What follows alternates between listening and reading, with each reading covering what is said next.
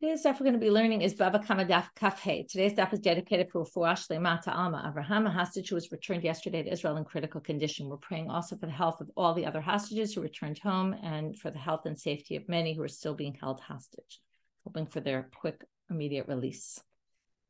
Okay, we're going to get started with the Mishnah that we started yesterday. What we saw is that, and today a lot of what we're going to be dealing with is how do these principles of Kal V'chomer, Gzeira Shava, how do they work and what are the rules regarding them? They're not as simple and straightforward as we think.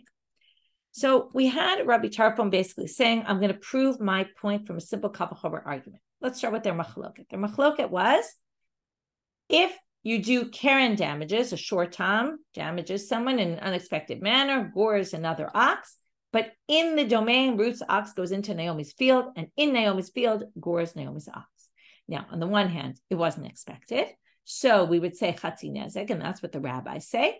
Comes Rabbi Tarfon and says, no, if Ruth's animal goes into Naomi's field, what's she doing there? Basically, we're going to make Ruth fully responsible in that case, even if it was a short time and it was unexpected that she was going to gore. Now, the animal was going to gore. So now Rabbi Tarfon says, here's my Kal V'chomer. And I'm going to label them 1, 2, 3, 4, and you'll see why in 2 minutes. So let's go back to the Kal V'chomer from yesterday. Ma b'makom shehikel ala shen v'ala regel, that's 1, b'rishut harabim. Shen and regel in the public domain, number 1, is 0, right? You don't pay anything. Shu patur. And yet, hichmir alehem b'rishut nizak l'shalem nizak shalem. But do shen and regel damages, Ruth's animal goes into Naomi's field and eats or tramples on her stuff, she's liable full damages. So you go from 0 to full. So that's number 2. Right? And shen and regel in a private domain. Makom she'achmir ala keren b'rishut harabim l'shalem chatzi nizak. So number 3 is shen, right? 1 is to 2, and then 3 is to 4. Keren in the public domain is already more severe than shen and regel because you're liable half damages. So comes Rabbi Tarfon and says, Eino din shenachmir ala b'rishut nizak l'shalem nizak shalem. So shouldn't we then say that we're going to be strict with you? And in the Rishut and Nizak, if Ruth's animal goes into Naomi's field, then of course we're going to up it to Nezek Shalem, kind of like shen and regel or Nezek Shalem. But it's all based on the keren is chatzi nezek in the public domain, so therefore it must be full damages in the private domain. The rabbi said to him, what are you talking about? You forgot a major principle, which we're going to see later today, where we get this principle from. Dayo adin liot kanidon. If you're going to learn something from a Kal V'chomer, okay, very similar to this concept of Kal V'chomer, ein onshim min adin. If you're going to learn something from Kal V'chomer, you can't get punished for it. Though. You might learn that something's forbidden, but the court can't punish you based on a Kal V'chomer argument. And it's if you prove that something is forbidden based on a Kal V'chomer from something else, we're not going to punish you for it. And there's different reasons given, but one of them is that Kal V'chomer is a logical argument, which is very weak in terms of right? There's no tradition about them. People can just make up their own Kal V'chomers, which means, and as we've seen, they can be dizzying the logic. You can prove one thing and prove the opposite. So therefore, it's limited in what it can do. So here's another limitation, which is, this is the principle we're going to discuss most of today. So we have to get it really clear, which is, if you're going to learn something from a Kal V'chomer, even if something that's weaker has a stricter rule, right, or less stringent, it's going to now be strict in one way. If we're going to say something stricter than, or more, right, more likely to be liable, is going to be more liable, right, then we're going to say you're now going to have to, you can only have it as much as the original. You can't have it jump up a level, okay? So we took keren, right? So now we're going to read it inside. Ma b'rishut harabim chatzi nezek. The main law was learned from number 3, right? Number 3 led to number 4. Why I said it in numbers, and you'll see in a minute why I'm going to say it in numbers, because Rabbi Tarfon is going to switch the numbers around and switch the order. So we had shen and regel in public to shen and regel in private, and we had keren in public to keren in private. Keren in public, which is where the whole thing was based on, since that's more from shen and regel, which has chatzi nezek. Then we're going to jump up keren to full damages. Come the rabbis and say, what are you talking about? You can't take something that has half damages, that's the main law, and then jump it up to full damages. You're not allowed to do that. That's not part of the rules of Kal V'chomer. You could say, based on that, it'll definitely be liable in the public domain, in Rishut and Nizak, right? The property of the damaged person, but only half damages, not more than that. So after nizak chatzi nizak, you can't go any farther. That's what it means, dayo, like dayenu, right? It's enough. It can only be as much as the thing you're learning it from. So Amar Lahem, he says, fine, I'll switch around my order. How so? I won't learn keren from keren. What will I do? I'll learn it from regel, or really shen. That's one, and that was one before, right? That was the beginning. Shen and regel in the public domain is exempt, 0. And yet, hichmir bekeren, now we're jumping to 3. We're going to do 1, 3, 2, 4. Okay? So in case of shen and regel in the public domain where you're liable nothing, and yet when it comes to keren in the public domain, you're liable half. Makom shechmir ala shen v'ala regel b'rishut nizak. Well, with shen and regel, number 2 now is moving to spot number 3, which is going to make all the difference, or at least we think. Well, I'll learn it from shen and regel. So if shen and regel compare to keren, the keren is more strict because in the public domain, right, it's half. Well, then let's look at shen and regel in the public domain, in the private domain, in the rishut nizak, in Naomi's property. It's full damages. So from there, I'll learn eino din shenachmir bekeren. Keren will be just like that and will be full damages. So now you don't have dayo because you're learning it from somewhere where there were already full damages. So by switching the order, instead of 1, 2, 3, 4, we did 1, 3, 2, 4. It's the same logic, really, but you can switch around the order and then say, oh, I'm learning it from nizak shalem. And now there's no problem with dayo because I'm learning it from full damages. To which they say, amru lo, that didn't solve anything.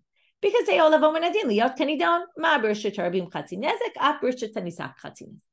say to him, you can order it 1, 2, 3, 4. You can order it 1, 3, 2, 4. It doesn't matter. In the end, this whole thing is premised on keren being half damages in the public domain. Any way you look at it, it doesn't make a difference. That's the key issue here. And that's what's making keren more stringent. So therefore, you can't learn more than chatzi nizak. Okay, that's the machloket.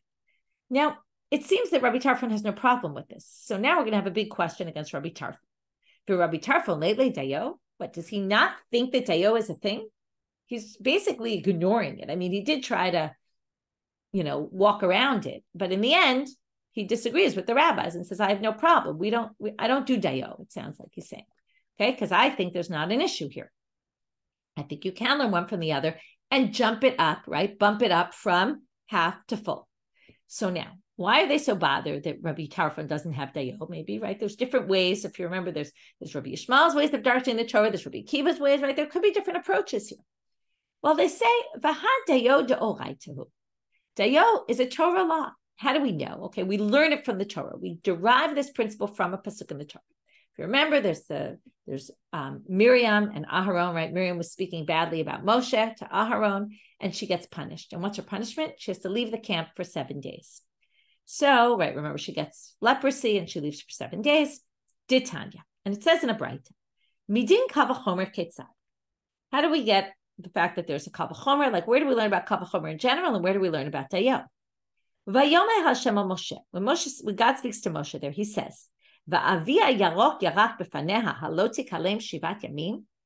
If her father was to spit in her face, meaning if father was to be angry, like let's say Miriam's father got angry with her for something she did, would he not basically punish her for 7 days? Therefore, kal v'chomer lashchina. Now, how would you finish this? If a father would get angry at a daughter and punish her, it would be at least 7 days. So kal v'chomer for God, it would be, right? If someone gets God angry, it would be, hundreds of days. I don't know, some huge amount. Well, the Breita says, well, it should be 14, double. Tosfos says, why double? Right? This is a whole side thing. I don't want to get into it too much today because we have a quite complicated daf, and I want to make sure you get that clear. But there's different opinions here. Some people, Tosfos suggests that there's shlosha shutafim ba'adam. We learned about this, right? 3 creators of people. There's the parents and God. So theoretically, you could say God is equal to 2 parents. So 1 parent with 7 days, God would be 14. I don't know that you have to take it so literally, the suggestion of the 14 days, because in the end, that suggestion is going to be knocked down because of dayo. So in any case, we can ask all sorts of questions about this 14 days and where we get it from. But the point being that there's a kavachomer to be made here. And one would think that it would be more days than 7. Okay, also the Breita could have just arbitrarily done double. It could have done triple. It could have done quadruple. It could have done any number. But anyway, here comes in the principle of dayo, because in the end, okay, let's even pull up the psukim here. What in the end, okay, I put everything on the study guide today to make it easier for you. So if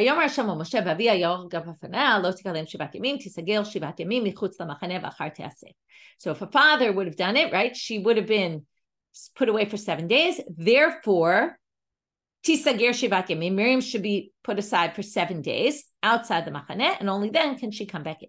And then the next pasuk actually repeats and says that this is actually what happened. But tisagir Miriam michutz lamachaneh shivat yamim. Okay, and then it says, and amlo nasad esef Miriam, and everyone waited. Okay, that's not relevant. So now comes the Gemara and says the following. Right? So what do we learn from here? Ela dayo lavo min adin liot kanidon. Okay, basically, we learn the din of dayo because if you use the kal v'chomer, and logic would state that if a man would do it to his daughter, it would be 7 days. God should do even more, but there's a law of dayo, and that's why God only chose as much as the kal v'chomer was. That's why we have the principle of dayo. So how could Rabbi Tarfon ignore that? So now we're going to say something which is going to, it's first of all, it's worded in the negative, like a double negative here, so it's a little bit confusing. But this is the main topic we're going to learn today. We're now going to distinguish between two different cases. Okay. Rabbi Tarfon holds dayo in certain cases, but he doesn't hold dayo in a case where that means, or mifrach kavachomer, in a case where if you employ dayo, the kavachomer will be rendered useless. Okay, what's that case? We're going to get to it. That's our case, basically. I'll just tell you outside, and then you'll see it right away. If we didn't use a kavachomer in our case, and if we use the kavachomer and we didn't use dayo, we get to nizak shalem. That's Rabbi Tarfon.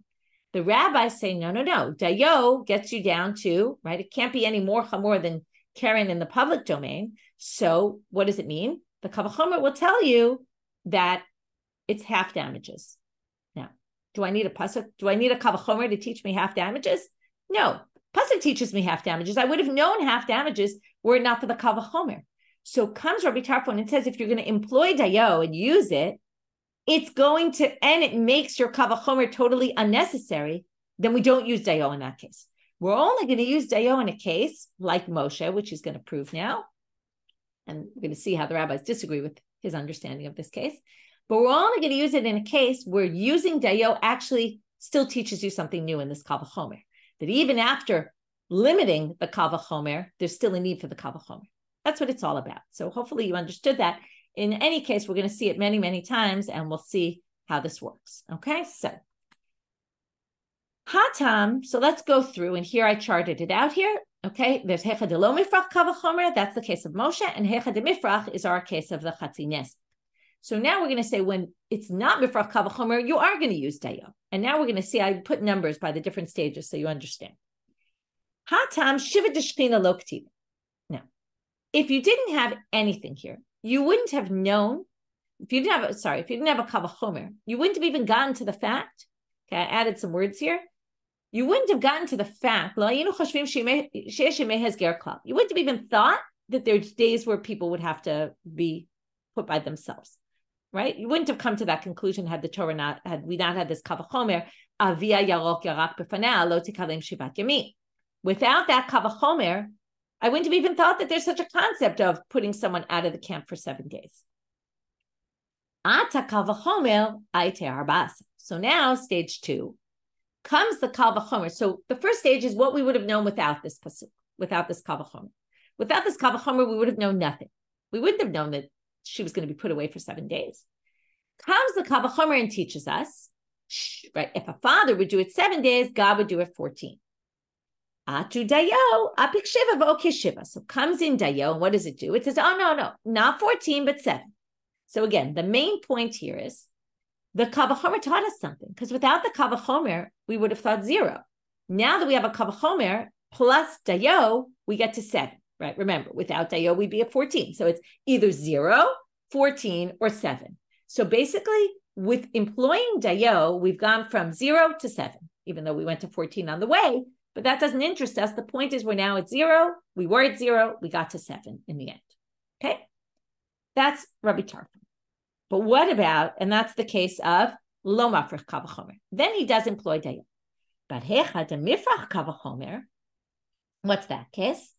So, aval hacha, but in our case, in our Mishnah, chatzi nezek ktiv. Okay, and this is where I told you before.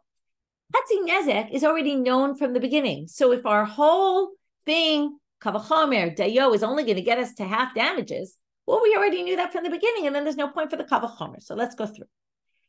Chatzi nezek is already written in the Torah. Any short time, the damage is chatzi nezek. Of course, you're going to be liable in the reshut and nizak, right? If you're liable in reshut and of course, in someone's private domain.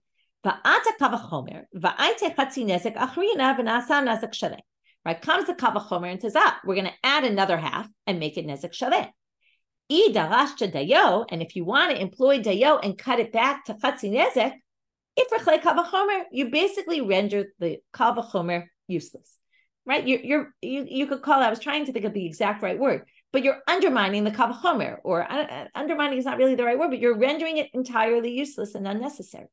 So that in that case, we're not going to employ dayo. If dayo is going to, that's not a bad word, if dayo is going to negate, thank you, Ruth, dayo is going to negate the kal v'chomer, but it doesn't negate it actually. It's not the right word. It just it makes it unnecessary. That's really the word.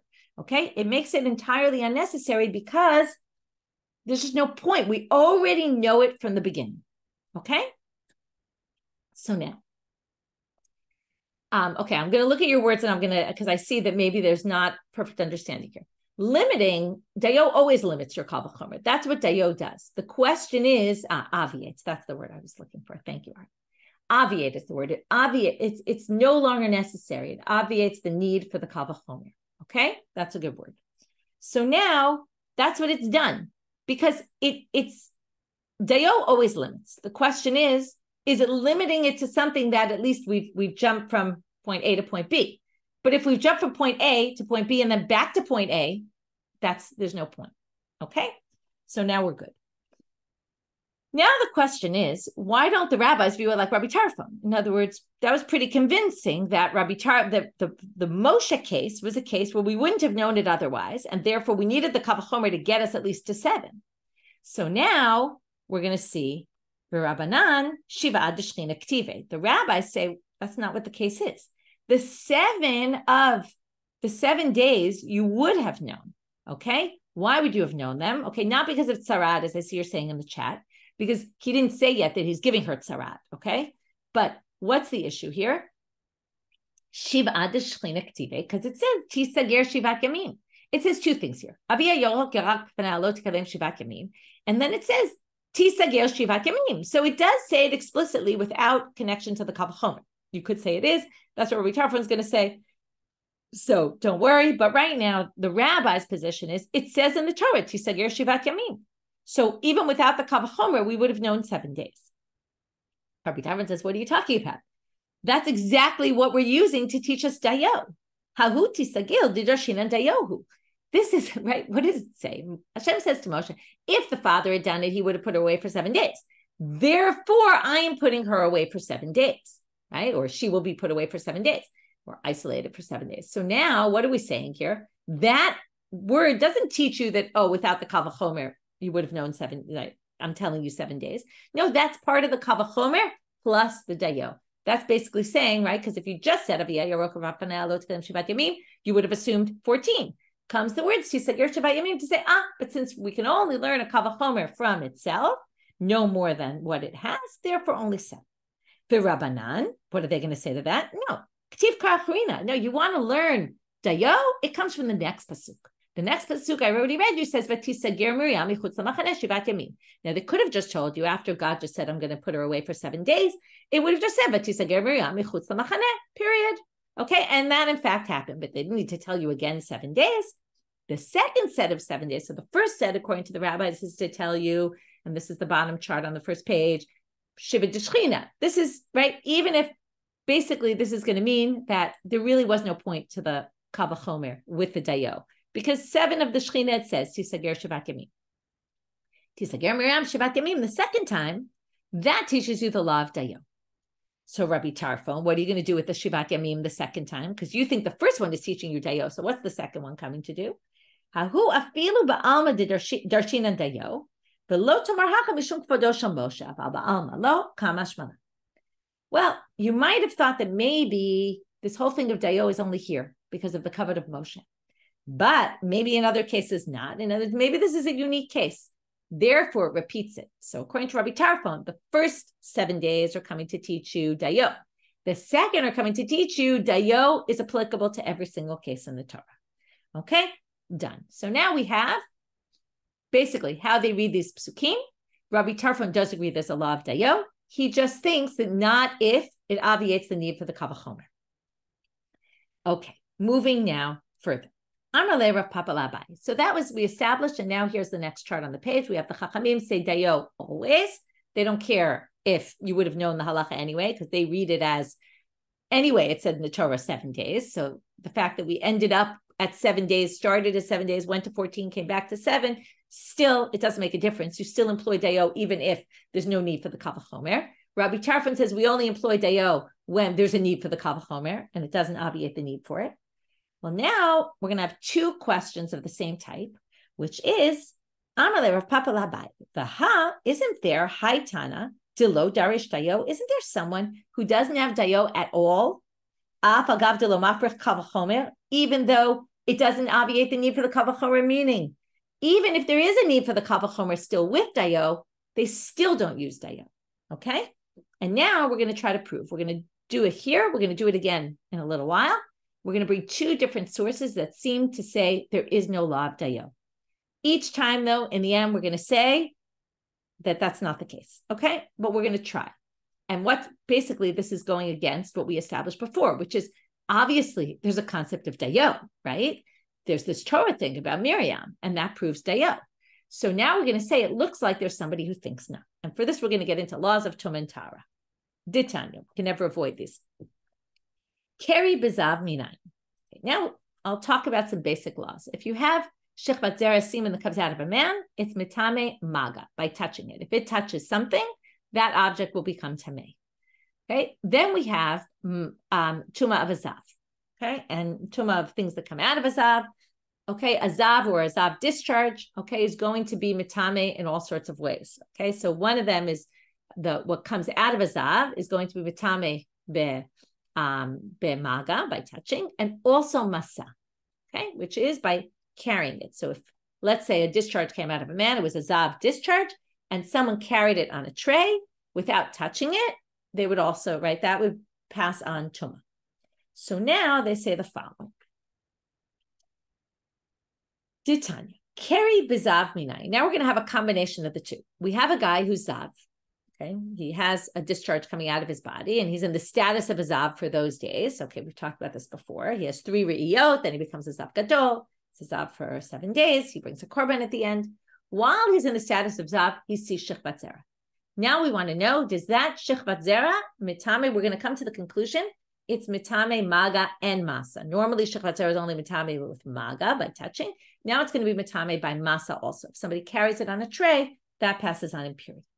So now they're going to say, keri bezav minayin. Where do we get it from? So they say, vidinu, it's very logical. Now, another thing about a zav is that liquids that come out of a zav's body, like saliva, are also mitame. Okay, they carry a high level of impurity.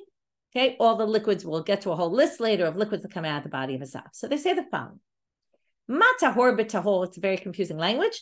Ma tahor b'tahol tamei b'tamei. Okay, it sounds very funny. Okay, I added in here to make it easier for you. Tahor b'tahor means saliva, which is generally pure. It's not something that's impure like semen, which would be impure. But saliva that comes from someone who's tahor, okay, a regular person, is tamei b'tamei, that same saliva. Okay, if it comes from a tahor person, it's tahor. If it comes from a tamei person, it's tamei, meaning the saliva of a zav is tamei. It's just another way of saying saliva of a zav is tamei, but that same saliva in a tahor person would not be tamei. So tamei b'tahor. So if you have shechvat zera, semen, which comes from someone who's tahor, and that's tamei, that's what we call tuma keri. We had a lot of discussions about that in the past, particularly, right, we started with it in in brachot. Anyway, tamei b'tahol, ein odin she'eh tamei b'tamei. So if shichat zera, which comes from someone who's pure, is going to be tamei, all the more so someone who's, if it comes from someone who's tamei azav, it will be tamei. Okay, now that should get you, according to laws of dayo, where would it get you? That shichvat zera of azav is metame b'maga. But they say the kamai tela, I see this shouldn't be in this kind of font, my mistake, it's not part of the, but they say kamai tela bein lemaga bein lemasa. And they learn there that this is maga or masa. Now, this is not employing dayo because, right, amai, here comes the question. Nema ahane kavachomer lemaga, right, the kavachomer should teach you the shichvat zera b'maga. And ahane dayo la'afuke masa. And dayo should tell you, but don't go farther than maga, because, right? Because if you're learning this whole law from shichvat zera of a tahor, which is only mitame maga, how can you then take this one step farther and teach masa? Okay, so let's just look at this outside and we'll explain. What we've done is we've showed that this source doesn't use dayo. If it used dayo, you would say, if we're learning the whole law of shichvat zera of azav from shichvat zera of a regular person, and a regular person's shichvat zera is only mitame b'maga, then this should only be b'maga. How did we get to masa also? It must be that this tana doesn't hold dayo at all. Okay? Now, amai, right? So now again, right, that v'chi tema lemaga lo itzrich kavachomer dilo gara migavra tahor. Maybe you don't even need a kavachomer. Okay, so now we're going to say, now, if you want to say, maybe you don't need a kavachomer at all for maga. Okay, this is a classic Rabbi Tarfon. What would Rabbi Tarfon say? There's no point to the kavachomer here. If you employ dayo, in other words, you're trying to say this guy doesn't use dayo at all. But wait, if you would use dayo, you would get rid of bein lamasa, right? And you would say just maga. But shichvat zera, of course, is tamei b'maga, and this would then obviate the need for a kavachomer. And that's a simple answer. This isn't a third position. This position matches Rabbi Tarfon perfectly, okay? That's how we're going to answer this. Then we're going to question it, but then we're going to, in the end, answer this. You can't prove anything from here because there's no use for dayo here, because if you employed dayo, it would obviate the need for the kavachomer.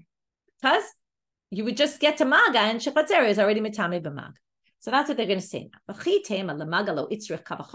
You wouldn't need a kavachomer just for maga, and that way, again, you don't use dayo because dayo would basically say there's no kavachomer. We know there's a kavachomer. Because again, what you're going to say, a zav who has shichvat zera is going to be, his shichvat zera is going to be better than someone who's tahor who has shichvat zera, right? Of course not. And regular person who has shichvat zera, that shichvat zera is mitame b'maga. So that would be totally unnecessary if we employ dayo, and therefore it matches Rabbi Tarfon. It's not a third position. To which they say no, it's derived. Now you might have thought that maybe keri of azav is, right, a seminal emission of azav is actually less strict than a regular seminal emission of a regular person. Why? Salkadat, this is just a havamina. They're going to reject this, like just a suggestion that they're going to reject. And we'll be left with our answer that, yeah, this would obviate the need for the kavachomer if we dropped it to maga. That's why we leave it as maga and masa. So they say, Salkadat Takamina, you would have thought mikra laila ktiv. What's this? So Dvarim, chapter 23, verse 11. I'll read it. I brought it on the sheet. Ki yebecha ish asher lo yiyeh tahor mikra laila v'yatzal michutz lamachane lo yavo toch hamachane. Okay, this is basically saying that if something happens at night, that's usually when seminal emissions happen, then you'd have to leave the machane. You can't come into the machane. This is your mikra laila. Now, what is mikra laila? They say, misha kiryo golem lo. It's only someone who has the seminal emission because they had a seminal emission at night. Typical manner. Yatzah, maybe you say this excludes she'ein kiryo golem lo ela davar acher golem lo. Maybe this excludes a zav who perhaps has the seminal emission because he's sick with zav. Maybe it's some other reason. And then maybe the seminal emission mentioned in the Torah is only if it's mikra laila and not if it comes from something else. So maybe you would actually think to be more lenient with the semen of azav, and maybe that would say doesn't obviate the need for the kavachomer if it just said magan. We're back to square one, which is why didn't they employ dayo here? Maybe this guy doesn't think dayo in any case, to which they say no. It doesn't say mikra laila and not something else. Where'd you get that from? That it's not from something else? No, obviously azav, the shichvat zera of azav, a seminal emission of azav, would definitely be matame, at least maga.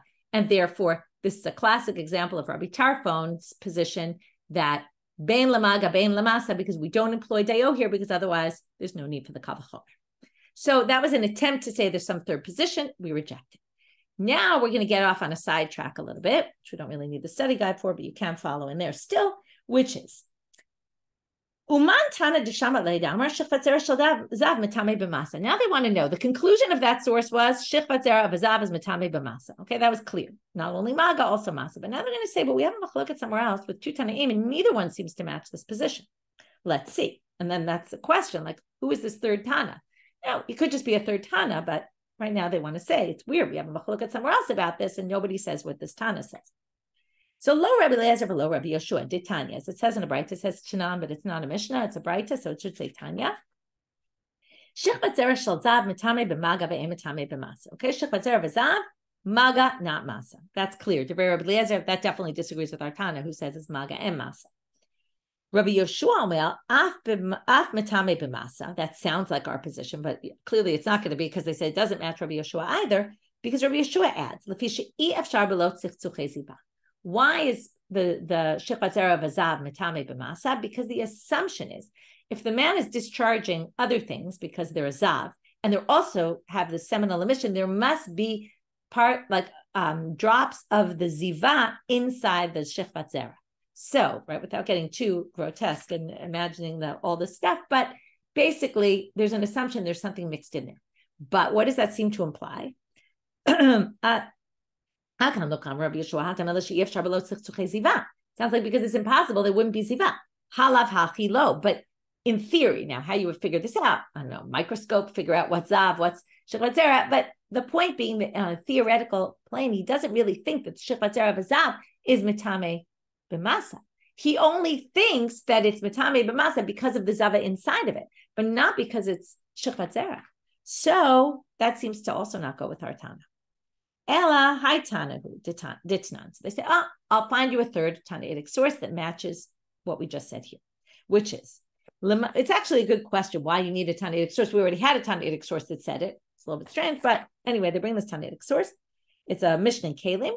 Lemala mehem, we're talking about levels of tuma. We're now turning to amabet. The higher than this, meaning more strict, these are higher levels of tuma, right? There's rishon, there's ava tuma, all that. Zovo shel zav. Okay, this is the zav, the secretions that come from a zav. Roko, his saliva. Shichvat zaro, I told you we get to all the liquids that come out of his body, the semen that comes out of him.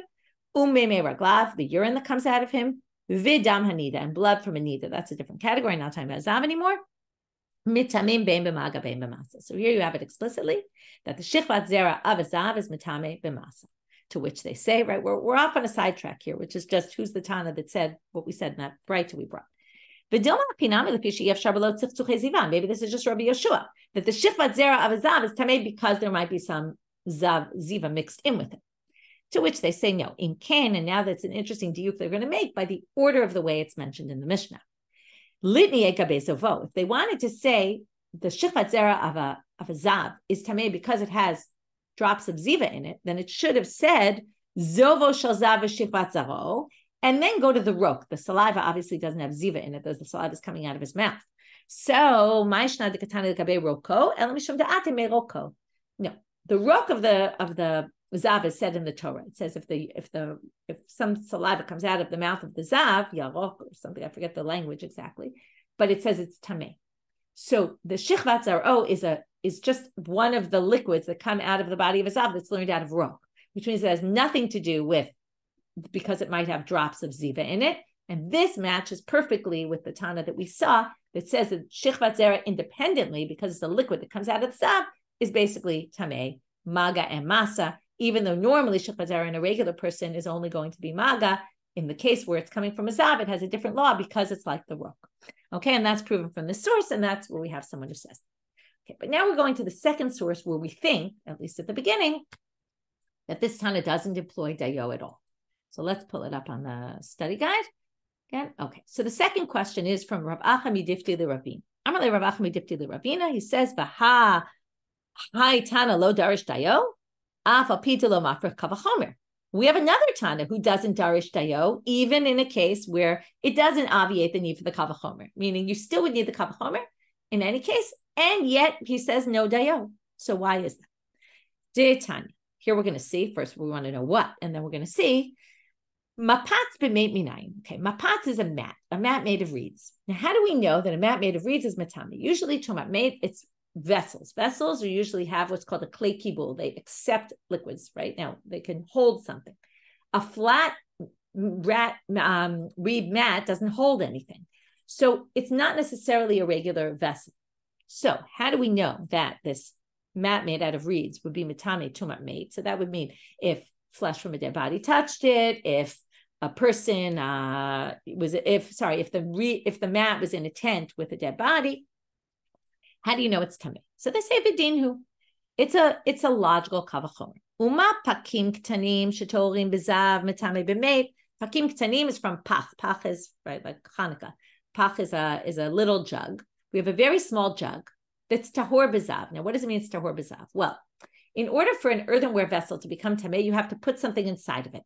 Now, if it's very small, even the finger of a zav can't go inside. Maybe you could put liquids in, but you can't put the finger of a zav inside. And since the finger of the zav, okay, if you touch the outside of an earthenware vessel, it doesn't become tamei. It has to be in the airspace. But since you can't get the basar, the flesh of the zav, inside this little thing, therefore it doesn't accept any tuma of zav. So, pakim ktanim are torim bezav, and yet they're matame b'meit, because a mate, you could get in something from a mate into the kli. So, and they are tamei tumat oel. This is because also it says, there's a special drasha. Rashi says, "Metame ba'oel hamet, dichti v'chol kli patuach, bezu kli shekut kumanto lepatcho ze kli cheres." They basically say anything, right? Even if it has a very narrow opening, it's tamei tumat oel. It's specially moved by that.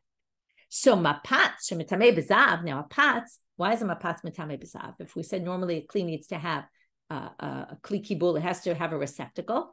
Because if you remember, a zav is metame mishkav, moshav, by sitting on something, lying on something, which would include mats, right? They're used to lie on. So it is metame bezav. So therefore, if mate is more chamor that it could be metame pakim ktanim, then obviously this mapatz, which is metame bezav, eino din sheytamei b'meit. Classic kavachomer. V'kamaitela. And what do they say about this? Bein l'tumat erev, bein l'tumat shiva. But what? They jump and they say the following. If you remember, tumat zav is 1 day, meaning a zav himself is 7 days. But if the zav touches something, right, the ziva, the discharge, touches something, it's only tamei for a day. So now they're going to say, if you're going to learn about this mapatz, the mapatz that a zav sits on will be tamei for a day. So you're going to learn from there to mate. If you use dayo, you're going to learn that it's mate only tuma of 1 day, but that's not true. If it's mate, it's tamei 7 days. So what do you see here? This tana doesn't use dayo, because if it was dayo, it would only be, right, amai. You would say between the kavachomer and the dayo, you would only get to tumat erev, right? You would say, kavachomer and lemate, which is more, would be 7 days. But comes dayo, you can't learn any more. So you can't extend this to 7 days. It's only a 1 day tuma. So you would say a mapatz that was in the house with a dead body would only be matame for 1 day. And we don't say that. So this tana must not use dayo. To answer this question, instead of the last time where we said, well, that would obviate the need for the kavachomer, this isn't true. You need the kavachomer because you wouldn't have known it was tamei at all. They have a different response. Amarle Abaye, Amarle, line before, for Rav Nachman bar Zachariah Abaye. Rav Nachman bar Zachariah already asked this question to Abaye, and Amarle Abaye, and Abaye already answered him. Like, didn't you hear the news? Tanami mapatz b'sheretz ma'itela. You got it all wrong, Abaye says. That's not the limud. The limud goes like this. Instead of learning from mapatz of a zav to mapatz of a mate by kal v'chomer, I'm gonna tell you this outside so you see it inside then. We're going to learn from mapatz of a zav to mapatz of a sheretz, which tumat sheretz, also if a sheretz touches something, it's only 1 day. We're going to learn from one to the other kal v'chomer, and then it's not going to be an issue of dayo because it's going to be the same level of tumah. We're not going to have that problem that, oh, why'd you get to 7 days from 1 day? And then we're going to have Gzeira Shava to learn from sheretz to mate. And that's how we're going to get from zav to mate. Not through a kal v'chomer, But kavachomer to sheretz, gzera shava to mate. And gzera shava, there is no principle of dayo. So then it's not going to be a problem. So let's learn it inside. Hachi Kamma, this is how you should read it. Mapat b'sheretz minayim. V'dinhu, it's very logical, right? Kavachomer. Mapakim k'tanim sh'tolim b'zav tmeim b'sheretz. Now, a sheretz can get into a thing. Why? Because a sheretz is tamei in a very small amount, the size of a lentil. A lentil can obviously get through a very small opening, right? There would be no point to have a jug that didn't even have that much of an opening. So since a teeny little piece of a sheretz, a dead sheretz, can get into this kli and metame it, so that's metame. So it's pakim k'tanim or tolim b'zav and yet me'im b'sheretz. Mapat shetamei b'zav enudin she'tamei b'sheretz. So there we go. Kal v'chomer. If the mapat is tamei b'zav, it should also be metame b'sheretz. Ela mapat b'meit minayin. Where do we get it from? I already told you gzera shava. Ne'amar beged v'or b'sheretz. V'ne'amar beged v'or b'meit. Okay, these are psukim where they list by a dead body, by a sheretz. It's all in the study guide. You can look inside. It says, right, all these psukim about what type of materials are makabel tumah. That's why the mapats isn't mentioned there. That's why it's a whole question about the mapats. But it says beged in or by sheretz, and it says beged in or by meit, by tumat meit. Ma beged be'or hamor b'sheretz mapats tamebo. So since the beged in or that it says by sheretz, mapats is also tamei, even though right it didn't say so in the pasuk, because we just learned it from a kavachomer from the shechvat from the zav. Af beged be'or hamor b'meit mapats tamebo. So gzera shava. Same words appear by both. Since mapats we already learned by sheretz from a kavachomer, we can now learn by gzera shava to mate as well. Now we're going to get to a sign. But the point of this was all to say, this has nothing to do with dayo at all. Okay, we tried to say maybe they don't employ dayo because dayo would have cut it from 7 days to 1 day. This doesn't employ dayo. But now they're going to ask a question about this gzera shava. There's other, like I said, we're going to get into all these rules. So we learned about dayo by that. Now we're going to learn about gzera shavas. Gzera shavas can only work if there's no questions asked about them, meaning there's no difficulty that can be raised. If a difficulty can be raised, though, if you say that the words in the pasuk on one side, or perhaps on two sides, there's a machloket about it, because gzera shava always has two, right, words here, words there. If you can prove that the words were totally unnecessary in the pasuk and were only there for the gzera shava, then it doesn't matter that you have a question on the kavachomer. So that's what we're going to have to. I'm sorry, on the gzera shava. My mistake. That's how gzera shavas work. It's called mufne. Mufne means the word is free. It's not needed in the pasuk. It's free to teach us the gzera shava, and then that holds no matter what. However, there's some people who say both words on both sides have to be entirely free and not needed for anything else. So now we're going to prove, we're going to have to say this must be mufne. These words have to be unnecessary in the pasuk because otherwise, ilo mufne, ilo mifra. You could knock out this gzera shava by a logical question. We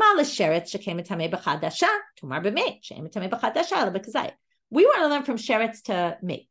But a mate is metame in the size of an olive. And a sheretz is metame in the size of a lentil. That's a stringency by sheretz. So maybe you can learn from sheretz to mate. So the only way we're going to be able to learn is if we say the words are unnecessary. So now we're going to prove that. And again, you can look at the psukim on the study guide. I quoted them there in full. It really is unnecessary. Why? Well,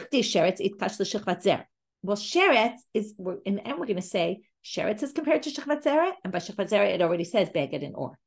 And then we're going to say also mate is compared to shechvat zera and hekesh. That means they're juxtaposed in the pasuk together. And then we could have learned everything from shechvat zera, which means you didn't need beged or by sheretz. You didn't need it by mate, which means they were all unnecessary, which means your gzera shava now stands. Okay, so here goes. O isha sher tetzei mimenu shechvat zera. This samichle in the next pasuk is O isha sher yiga b'chol sheretz. So you see sheretz is right next to shechvat zera.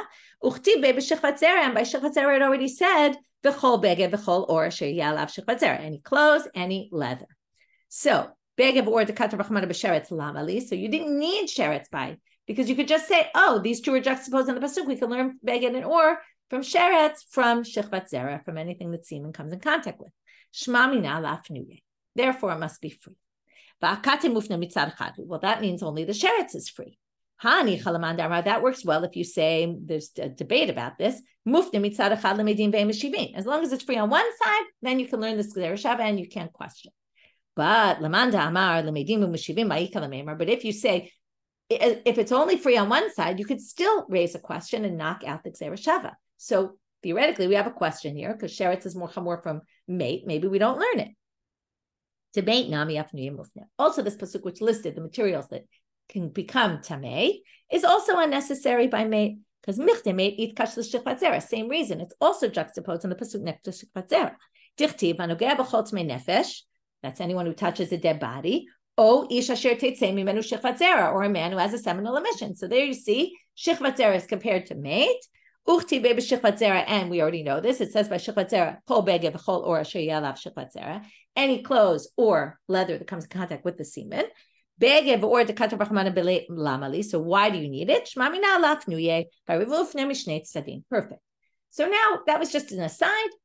If you're going to say that whole thing the way Abai explained that drasha was not that we were learning from sheretz, from zav to mate, which would have been a problem with the dayo, but it was from kal v'chomer from zav to sheretz, zera shava from sheretz to mate. We just proved all those words were unnecessary. From there, we could say this is a very good zera shava. You can't ask any questions on. Last thing though, one more principle to finish off our daf. When you learn zera shava, there's a big debate, which comes up in many places. If you're going to learn from sheretz to mate, so do you learn from sheretz to mate all the details and it's like sheretz?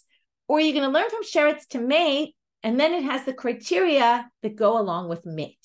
Now, why is this relevant? Because sheretz is 1 day impurity and mate is 7 day impurity. So if you're going to say we learn that a mapatz, even if you say it's Xera Shava and not a din of dayo, we have a separate reason to say maybe it would only be 1 day, which is this is one approach. Learn from it, but treat it the way that topic is treated, meaning learn from sheretz to tamei mate, but tamei mate has its own criteria, which is 7 day impurity, so it's obviously going to be 7 days impure, and then it makes perfect sense. But if you say learn from sheretz, if you're learning from sheretz to mate, then you're going to learn it the way sheretz is impure. So yes, it's impure, mapatz is impure, but only the way sheretz is, and it would only be 1 day. So how are you going to explain that you got to 7 day impurity? To which they're going to answer, and with this we'll finish for today. There's a special pasuk by the Tumat Maid and by Midbar Lamed Aleph. Again, I brought all these pasukim on the sheet. They learn from this pasuk, you're going to wash your clothes on the 7th day.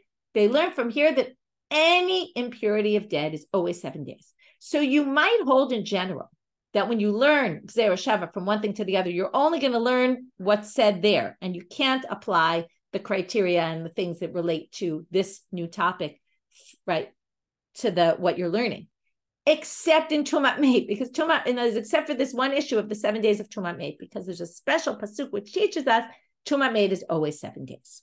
So with that, we finish our daf. We're going to start the next line starts a whole new sugya. We'll get to that tomorrow. But quick review of our daf. What we really did was actually quite complicated, but in essence, pretty simple. We started with this idea of kavachomer, and there's this concept of dayo. And then we wanted to deal with that principle of dayo. When does it apply? When does it not apply? According to Chachamim, it applies across the board. You can never learn a kavachomer anything more than what it actually, what the din you're learning it from. But came Rabbi Tarfon and said it depends. If you're going to obviate the need for the kavachomer by using dayo, we don't use dayo. And that's how he got to the conclusion that you can use this kavachomer for keren and get to nizak shalem, even though you're really learning it from chatzi nizak of keren.